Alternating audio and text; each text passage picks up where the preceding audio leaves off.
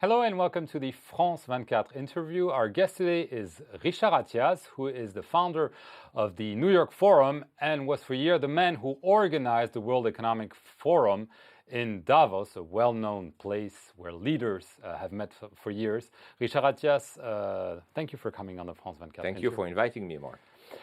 So you've been hosting these meetings. There are meetings not like others, not only to discuss, but to decide. And this year, there is going to be one such meeting in Africa, in Libreville, in Gabon. Explain to us why this initiative.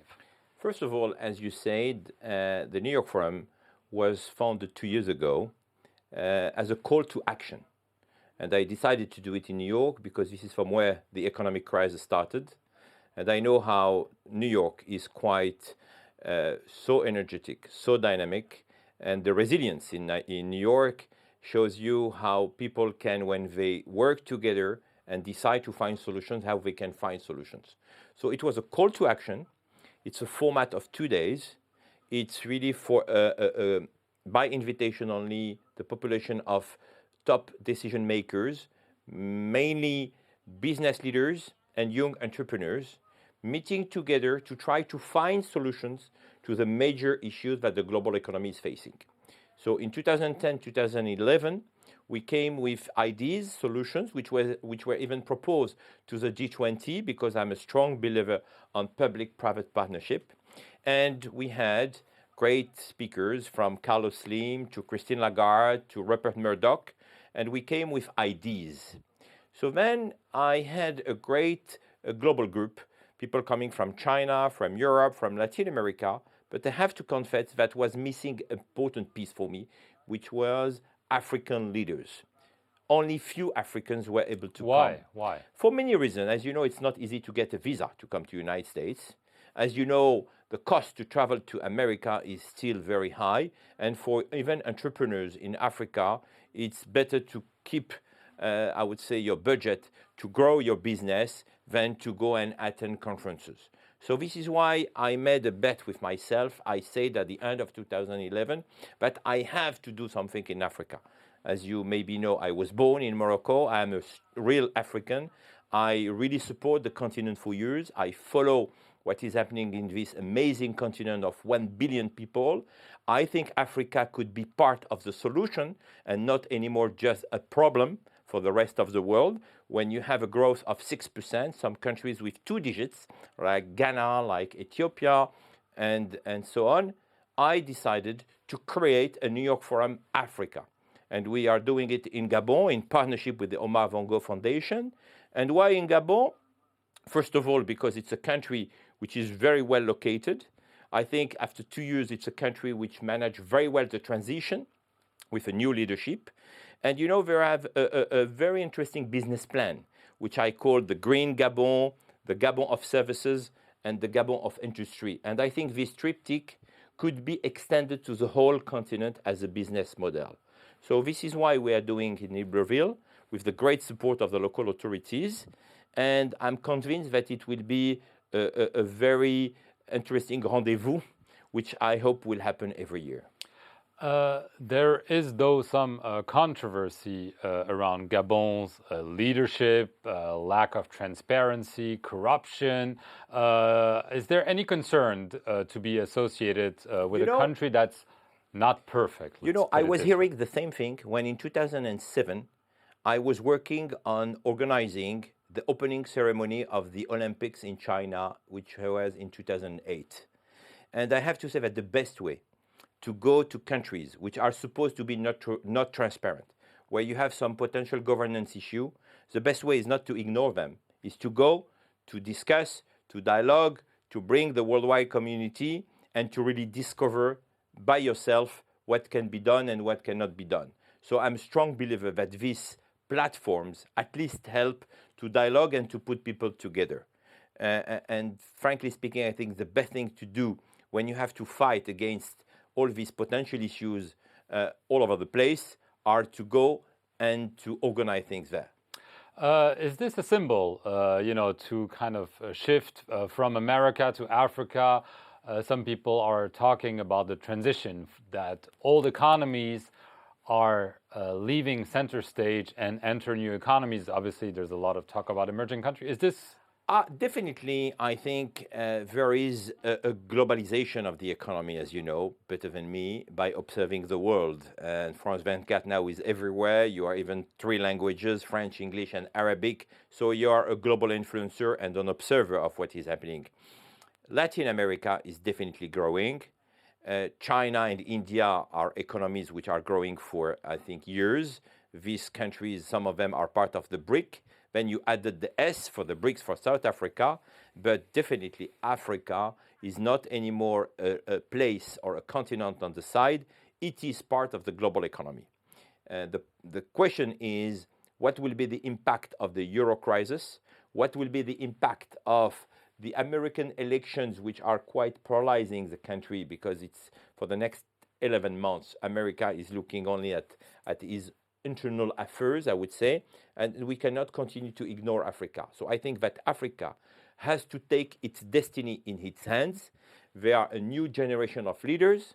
There are a fabulous diaspora, and we need to support them.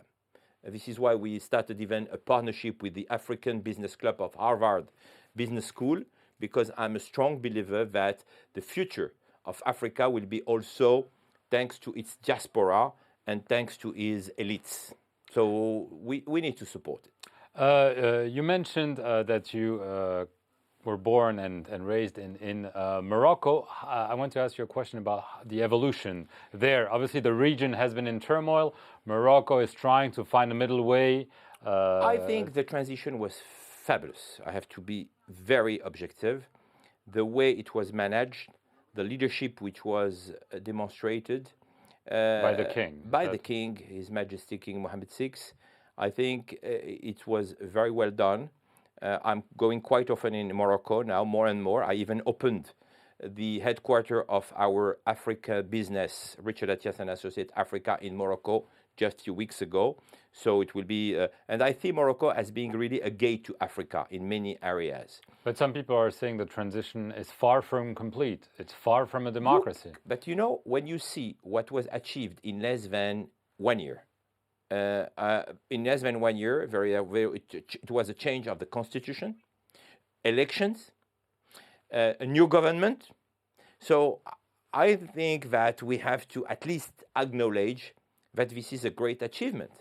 When we see what is happening in some other countries, and I don't want to make any comparison, but if you see what was happening during this Arab Spring or Arab Revolution in Egypt, in Tunisia, in Libya, I have to say that Morocco is already one step ahead on the process of transformation, evolution, and again with a very strong leadership. And of course, you cannot solve issues which are not only in Morocco, which are all over the place, like unemployment, like to improve the education systems, to improve the healthcare system. This is happening everywhere, even in America. President Obama spent a full year to try to implement a new healthcare system. And even the economy is not fixed 4 years after. So we need to be patient. We need to give time to leaders. But what is important is to see that leaders, some leaders, are definitely moving ahead, and we need to support. I want to ask you about another campaign that's unfolding right now here in France. You were involved in 2007 in helping design, in a way, the campaign of Nicolas Sarkozy. Do you see differences? Nicolas Sarkozy is running again. Do you see differences from 2007? To be honest, I'm not so involved, and I'm just observing. The campaign just started a few days ago, I would say. What I regret for now, as an observer, is I don't see deep discussions on projects, on ideas. Yesterday I was watching France 24, by the way, when I arrived in Paris, and I was observing that the discussions between leaders were not really about ideas. I hope that we will not continue with a lot of insults, and I hope that the debate will be really about comparing programs, about considering that the audience, the voters are adults, are responsible, because we definitely need to find solutions on the major issues that the world is facing, that Europe is facing, and that each country, including France, is facing. Your wife was formerly married to Nicolas Sarkozy, said very recently that she thinks that her husband stands a good chance of re-election. Do you share her assessment? She is much more involved and experienced in politics. She spent 20 years in politics. So I consider that if she says something, she always believes on what she said. From my side, I will never, and this is not to escape your answer, my policy is, as a Moroccan citizen, not to be involved, I would say, on foreign policy. What I did in 2004 and 2005 was just to bring my expertise on helping an event to happen, but I was not involved deeply on supporting any candidate. Okay, Richard Attias, thank you very much for bringing us your ideas and your projects. And thank you for watching this edition of the interview here on France 24.